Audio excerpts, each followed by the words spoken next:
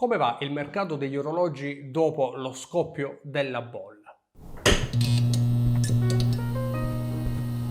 Benvenuti o bentornati nella nostra stanza degli orologi qui su Talk per la terza puntata del mercato degli orologi dedicato a quello che è accaduto dopo il famoso scoppio della bolla, per così dire, che prende le mosse da ciò che succede purtroppo nel mondo a partire dallo scoppio della guerra in Ucraina nel 2022 e che ad oggi ha ridimensionato di molto il mercato degli orologi, sebbene in realtà i listini invece siano cresciuti tantissimo. Ma anche paragonati a questi ultimi ci piace vedere un po' l'andamento degli orologi per capire di tutti quelli che raccontano di questi fantomatici investimenti in realtà come davvero va il mercato degli orologi, in maniera da sfatare dei falsi miti che molto spesso fuorviano un po' i nuovi appassionati, i neofiti, i curiosi che si approcciano per la prima volta a questo mondo. Come dico sempre, ci tengo a ribadirlo, non parliamo di investimenti. Investire in orologeria per me significa soltanto spendere bene i propri soldi. Investire per molti è un semplice sinonimo di acquistare, e cioè dove investo i miei soldi, cosa compro. Questo è il concetto generale. Nessuno si arricchisce con gli orologi a meno che non siate dei commercianti, ma se siete dei commercianti probabilmente non siete qui a guardare i miei video o comunque sapete già che cosa state combinando. Un appassionato che investe in orologi semplicemente cerca di spendere bene i propri soldi, soprattutto quando gli orologi costano tantissimi soldi e questi purtroppo non li troviamo per terra, quindi in qualche modo bisogna pur scendere a compromessi. Detto questo, però, pur nel dispiacere di non poter comprare tutto quello che ci pare, perché insomma nella vita ci vuole un po' di oculatezza, possiamo comunque, e sono sicuro che lo facciate anche voi, sia che spendiate 200 euro che ne spendiate 20.000 per un orologio, insomma possiamo valutare assieme l'andamento degli orologi un po' per curiosità e un po' per cultura personale. Quindi senza perdere altro tempo diamo via alla nostra terza puntata con le referenze che mi avete indicato proprio voi nei commenti del video di domenica scorsa, non questa, l'altra ancora. Sono video che sono usciti un po' di domenica, oggi è martedì, ma insomma è indifferente. Nei commenti anche di questo video ditemi quali altre referenze volete che io approfondisca assieme a voi, e lo facciamo attraverso i grafici di Chrono24. Questa volta ho preso delle referenze usate,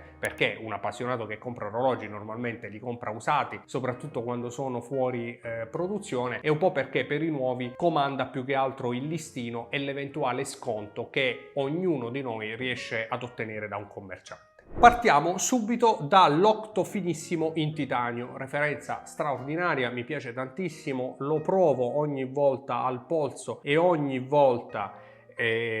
non sono del tutto convinto di prenderlo, soprattutto perché ho un polso esile da 16,5 cm, però è anche vero che il finissimo in titanio è per me l'emblema dell'orologeria iconica dei nostri giorni, dei nostri tempi. È l'orologio che magari guarderemo con gli stessi occhi con cui oggi guardiamo un Royal Oak o un Nautilus di Patek Philippe, anche perché nascono praticamente dalla stessa penna. Quando Bulgari nel 2000 acquista i disegni e acquista l'Octo di Gerald Gelta, il designer italo-svizzero papà anche di Royal Oak e Nautilus per l'appunto, e poi il nostro mitico Federico Bonamassa lo rende l'Octo Finissimo, ma questa è tutta un'altra storia che magari approfondiremo in un nuovo video. Insomma, Octo Finissimo in titanio, un valore di listino altissimo, sfiora i 20.000 euro, è un orologio che attorno al 2020 si acquistava per circa 7-8 mila euro, me lo ricordo benissimo, dopodiché con la bolla degli orologi ha visto, e anche a causa dell'aumento incredibile di listino,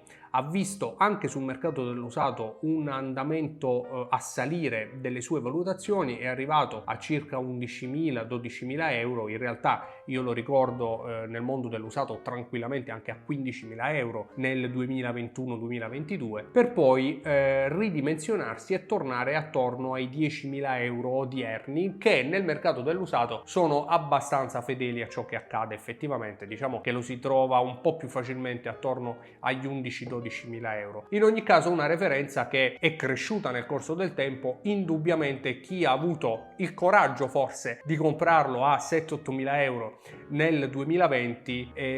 ha avuto ragione, oggi ha un oggetto che può godersi al polso e che ha anche acquisito un po' di valore, insomma ha dato un po' di soddisfazione. Si è perso, insomma si è guadagnato invece ciò che avrebbe perso a causa dell'inflazione. Insomma, un orologio il cui grafico dimostra il crescente e costante apprezzamento da parte degli appassionati. Jaeger-LeCoultre Reverso, ho preso il Classic, l'ho preso usato anche in questo caso, non ho preso il piccoli secondi a ore 6 perché questa è la referenza che io reputo un po' più emblematica. Per chi vuole un reverso normalmente va a guardare prima il Classic. Movimento Jaeger-LeCoultre manuale naturalmente. Vediamo il nostro grafico, che è un grafico che anche in questo caso dimostra un costante e crescente apprezzamento da parte del pubblico, un po' perché un orologio del genere, che ricordo benissimo si trovava attorno ai 2.000 euro, ma in realtà fino a qualche anno fa a 2-3.000 euro, ancora oggi si trova a meno di 4, adesso vedremo, perché questo grafico lo dovete considerare in proporzione all'aumento, all'incremento.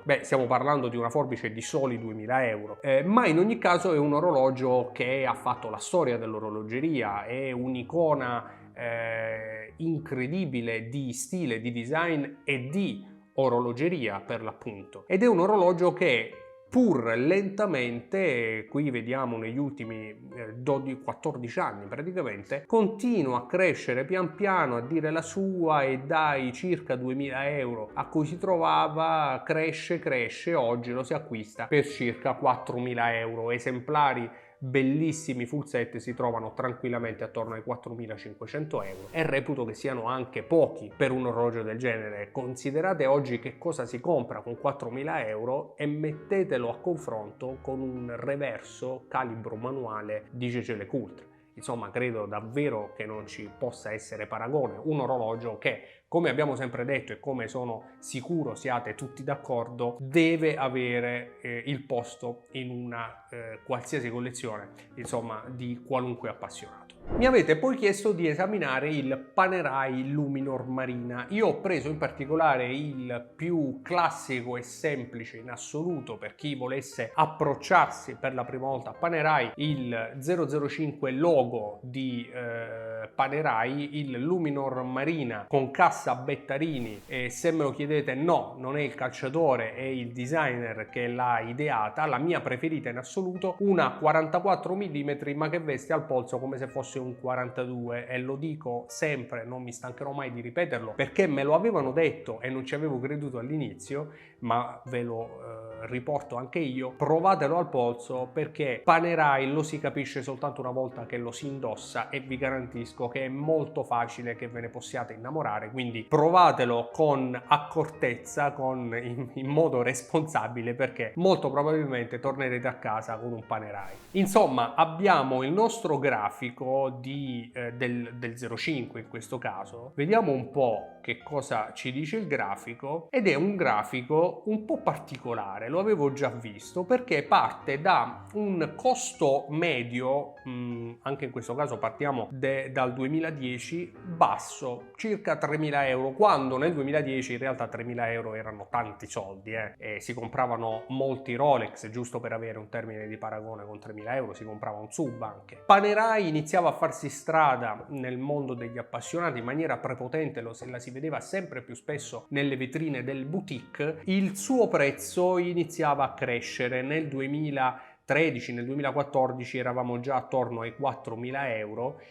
un orologio che poi ha iniziato ad assestarsi attorno appunto ai 4.000 euro nel 2020, per poi con la bolla dell'orologeria anche lui arrivare, diciamo, salire di prezzo, arrivare attorno ai 4.000, io me lo ricordo tranquillamente attorno ai 6.000, ha mantenuto costante il suo valore, anche perché partivamo da un valore forse troppo basso per un'icona dell'orologeria come il Panerai Luminor, ma poi vediamo che quantomeno Chrono24 ci dà oggi una caduta quasi a picco picco a 3.500 euro dai 4,2, 4,5 di qualche mese fa. Ora, come dico sempre, i grafici di Chrono24 vanno presi con le pinze, un po' perché tengono conto di tanti fattori e tanti valori che non sempre neppure conosciamo, molto spesso perché non si capisce se fanno riferimento alle effettive vendite o semplicemente alle richieste, quindi se il Panerai lo mettono in vendita tutti quanti a 10.000 euro, questo grafico arriva a 10.000, non siamo ancora in grado di dare, o almeno io, una risposta definitiva a queste domande, quindi questi grafici vanno presi con le pinze e vanno un po' elaborati anche in base ai propri ricordi e alla propria esperienza, un po' come cerco di fare io proprio in questi video. Non è un orologio che attualmente si trova a 3.500 euro, lo 005, il logo, è un orologio in realtà che si trova usato facilmente attorno ai 4.000. Ora parliamo di 500 euro che fanno una differenza minima sul prezzo di un orologio di questo tipo, però è anche vero che secondo me questo grafico contiene un bug di qualche tipo, ma non corrisponde, quest'ultima valutazione del 1° marzo non corrisponde del tutto alla richiesta reale del mercato. In ogni caso è un orologio appunto che oggi gira attorno ai 4.000 euro, anche in questo caso, come abbiamo già detto per il reverso di CC-Lecoultre, non si compra tanto con 4.000 euro e anche lui in collezione secondo me potrebbe avere un posto ben meritato. Passiamo allo Zenith El Primero Chronomaster Sport, grande rivelazione degli ultimi anni, amato e odiato da parte degli appassionati, elogiato e bistrattato per i suoi contenuti tecnici e per alcune scelte di design un po' discutibili, per così dire. In ogni caso un grande orologio che merita probabilmente il podio tra gli orologi sportivi, anche se quelli amati sono tantissimi, quindi insomma dovremmo avere quantomeno una top 10. Non andate via perché all'ultimo grafico c'è una chicca che volevo vedere insieme a voi. Ma parlando del nostro Chronomaster Sport, andiamo un po' a guardare il grafico e che cosa è successo, perché come ricordavo il Chronomaster Sport ha da subito suscitato entusiasmo e interesse, tant'è che a partire dalla sua presentazione il suo valore è subito cresciuto. Ricordo che arrivava tranquillamente a circa 11-12 mila euro perché anche lui era introvabile e secondo me ancora oggi non è semplice da trovare nei concessionari, ma facendo poi i conti con il mercato dell'usato naturalmente dobbiamo valutare quella che è poi la vera richiesta da parte degli appassionati. Il suo prezzo ha cominciato a calare a partire dal 2022, appunto quando c'è stato il famoso scoppio della bolla, per arrivare a delle quotazioni che oggi si attestano attorno ai 7.500 euro, che sono abbastanza pochi per quello che è l'orologio, anche perché ha un listino, se non ricordo male, vicino ai 10.000 euro, poco più o poco meno, ora non ricordo a memoria, però è anche vero che 7.500 euro sono una caduta abbastanza importante. Non conosco benissimo questa referenza, né ho seguito tanto il suo mercato, a parte diciamo le mie reminiscenze del 2020-2021, però posso dire che onestamente faccio abbastanza fatica a ricordare questa referenza a 7.500 euro. In ogni caso sarebbe un gran prendere, perché oggi cronografi a queste cifre nell'orologeria di lusso sportiva se ne trovano pochi, tantomeno se si tratta di Zenith El Primero. In ogni caso un orologio che ha fatto la storia. Il Chronomaster Sport non è tra i miei preferiti, io preferisco l'original, ma anche il revival mi fa impazzire. Lo sport è quello che mi piace meno tra gli Zenith e il Primero, però è anche vero che è un orologio amatissimo e che rappresenta, come gli altri di cui stiamo parlando in questa puntata, una vera icona dell'orologeria, che averlo in collezione insieme a tutti gli altri insomma sarebbe, immagino, un sogno per tutti quanti. Prossimo orologio, mi avete chiesto di valutare assieme il Tag Heuer Monaco. Ho scelto una referenza usata e ho scelto la referenza calibro 11 Steve McQueen, che riprende abbastanza fedelmente, ma neppure troppo, il tasti a pompa referenza 1133B con quadrante blu oppure G con quadrante grigio al polso proprio di Steve McQueen nel film Le Mans degli anni 60. Un orologio incredibile, degli anni 70 forse. Comunque, un orologio incredibilmente bello, tanto particolare quanto affascinante. Mi ha stregato quando ho comprato il mio sono rimasto folgorato dalla sua bellezza, dal suo animo sportivo corsaiolo. Il cronografo che nel 69 si contende il titolo di primo cronografo automatico del mondo, ma questa è un'altra storia di cui abbiamo peraltro già parlato qui su Talk. Insomma, un orologio che si comprava con pochi soldi qualche anno fa. Io lo comprai nuovo in concessionario con sconto per 4.000 euro. Oggi è un orologio il cui listino, se non ricordo male, sfiora i 9.000 euro. Una cosa abbastanza incredibile, considerando che all'interno c'è un Sellita con modulo de Bois de Prat, un po' come era il vero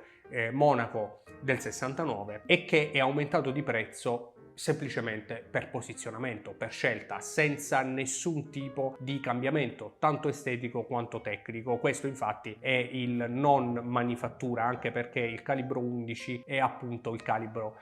con modulo de Bois de Prat. In ogni caso un orologio che è diciamo, anche a causa dell'aumento prepotente dei listini, ha aumentato anche il proprio valore nel corso del tempo. Allora, come vi dicevo, nel 2016 si trovava attorno ai 3.000 euro, per poi arrivare attorno ai 4.000 euro nel 2021. Io comprai il mio che era il 2016-2017, vediamo un po' che cosa ci dice, 3.600-3.700 un usato, io comprai 4.000 il nuovo. Dopodiché ha avuto ancora un incremento davvero importante, 4.700 euro nel 2022, e nonostante lo scoppio della bolla, come le altre referenze che abbiamo visto, come per esempio il reverso di Jaeger-LeCoultre o l'Octo Finissimo, continua a crescere, fregandosene bellamente della bolla, e anche, come dicevo, complice l'aumento di listino. È un orologio che oggi Chrono24 quota attorno ai 4.700 euro. A questo prezzo si compra da privato, ma onestamente è anche abbastanza difficile trovarlo a questo prezzo.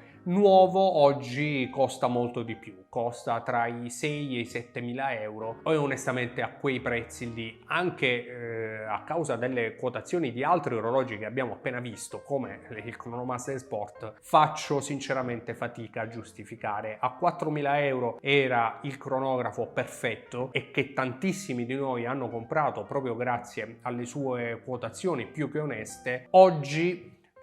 comprarlo a 6-7 mila euro inizia onestamente a diventare difficoltoso, perché a quelle cifre ci sono tante altre icone dell'orologeria che forse valgono ancora più del Tag Heuer Monaco. In ogni caso, per ora direi che hanno ragione loro, però non è l'orologio che consiglierei. E infine, come vi dicevo, la chicca di cui volevo parlare con voi e che mi avete chiesto anche nei commenti dello scorso video, ovvero l'Omega Speedmaster edizione Tokyo 2020 in colorazione rossa. Questa insomma che potete vedere, un orologio molto bello di cui ho parlato anche nello specifico qui su Talk, ma che non avevo ancora valutato da un punto di vista del mercato. E la chicca deriva anche dal fatto che queste edizioni Tokyo 2020 in realtà hanno quel piccolo fascino un po' collezionistico dovuto al fatto che le Olimpiadi a Tokyo nel 2020 in realtà non si tennero a causa, come sicuramente ricorderete,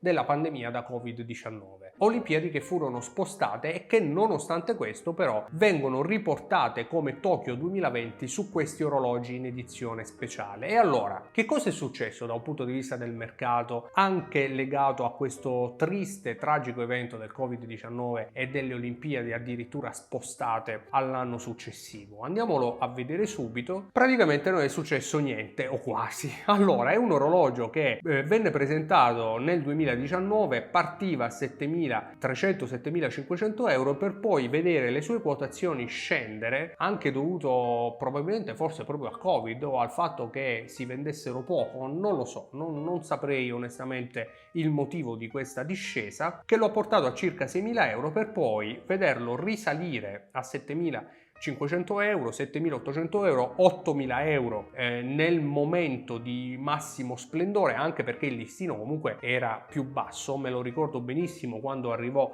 a 8.000 euro, in piena speculazione anche 8.600 euro, ci dice Crono24, per poi tornare ai suoi 7.000-7.500 euro, assestarsi più o meno su questo andamento un po' come era all'epoca della sua presentazione nel 2019, ma non ho avuto praticamente né una crescita né un crollo totale, ma invece un andamento piuttosto stabile, nonostante sia uno Speedmaster particolare, abbia un quadrante chiaro, e da sempre gli Speedmaster con quadrante chiaro sono molto apprezzati da parte degli appassionati. Dimostrazione ne è anche l'ultima presentazione dell'Omega Speedmaster quadrante bianco, che rimarrà al listino e affiancherà il quadrante nero, e nonostante il fatto sia legato a un evento particolare come le Olimpiadi del 2020, che non si tennero proprio a causa della pandemia. Insomma, nonostante tutto questo, è un orologio che ha mantenuto stabile le proprie quotazioni, ma c'è anche da dire che molte volte proprio gli Omega Speedmaster meno capiti hanno poi subito delle oscillazioni di mercato straordinarie, come per esempio l'Alaska Project, che, come probabilmente ricorderete, per molti anni e fino a qualche anno fa quotava circa 3-4 mila euro e non lo voleva nessuno, per poi all'improvviso trovare il favore degli appassionati e vederlo arrivare a quotazioni che sfiorano i 15.000 euro, e se non ricordo male durante la bolla degli orologi superarono anche i 20.000 euro. Insomma, chissà che questo Speedmaster Tokyo 2020 non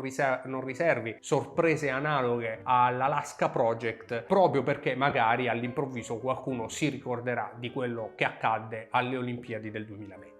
Puntata interessante anche questa terza, dedicata all'andamento degli orologi dopo la bolla del 2022. Spero insomma di aver valutato degli orologi interessanti assieme a voi e di aver destato la vostra curiosità, tanto che vi chiedo di lasciarmi nei commenti, come già detto, le referenze che vorreste analizzare assieme nella prossima puntata, nella nostra quarta puntata dedicata al market trend. Io come sempre vi ringrazio invece per essere stati qui con me nella nostra stanza degli orologi e vi do appuntamento a una prossima puntata qui su TOC. Ciao!